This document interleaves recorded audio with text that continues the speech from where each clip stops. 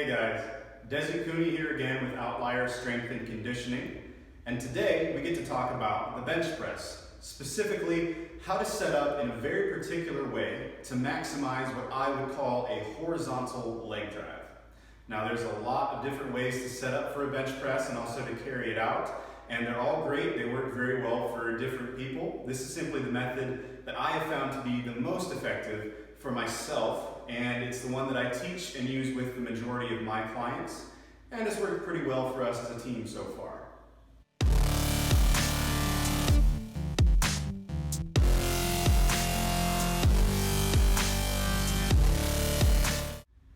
So a little bit of a bias disclaimer, this technique is developed really specifically for the confines of the IPF or the USAPL rulebook, or other federations where your feet must remain flat on the floor and your head must stay in contact with the bench.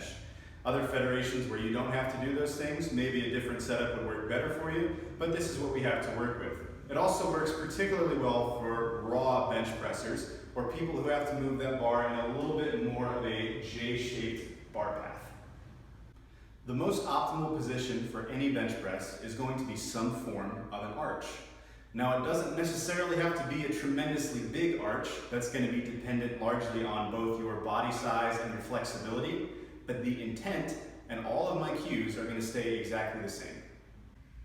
So if we think of our arch as being analogous to the one in, say, St. Louis, we're going to have a shape that looks like this,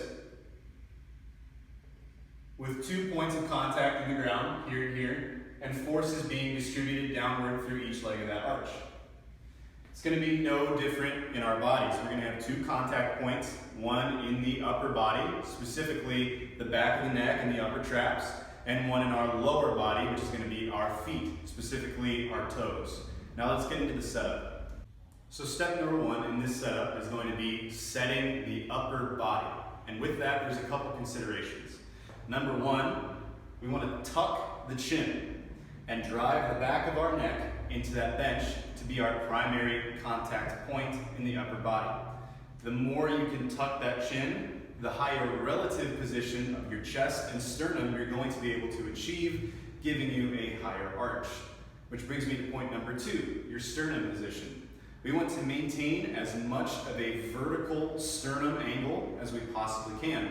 Not only is this going to create as big of an arch as possible to reduce the range of motion of the press and of the shoulder joint, but it's also going to align the fibers of the pec in a favorable way for them to be able to pull and enact force on that barbell.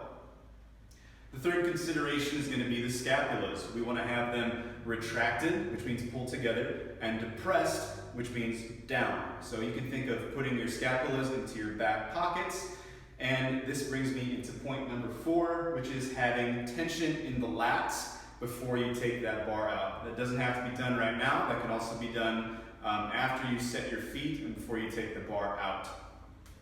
So step number 2 of this setup is going to be setting our lower body. Now you saw that when I like to set my upper body, I have my feet up on the bench. After I've got that all set up, I'm going to lower my legs down to the ground, toes first. And I'm going to be driving horizontally into the ground with just my toes while I find my foot position. Now, the reason we're driving through our toes is because it's going to activate more of our quadricep and less of our glute than if we were to drive through our heels, which you sometimes hear. So we want to think about doing a leg extension or a leg press through the floor to keep those quads activated as we find a foot position that allows us to drive into our neck and upper back horizontally.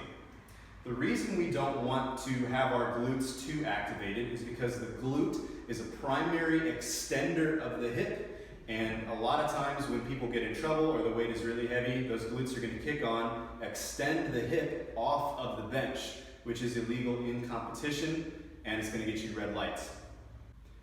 So from there, we have our foot position and our leg drive dialed in. We're actually going to take the bar out or receive our handoff before we put the hips down. In this way, we have a nice big arch of the entire body with our horizontal leg drive pushing our sternum up and keeping it there. From there, all we have to do is slowly lower those hips under control until they make contact with the bench. while keeping good tension through our toes and our quads. Now we have a much lower chance of those glutes coming on and extending the hip and taking our hips away from the bench.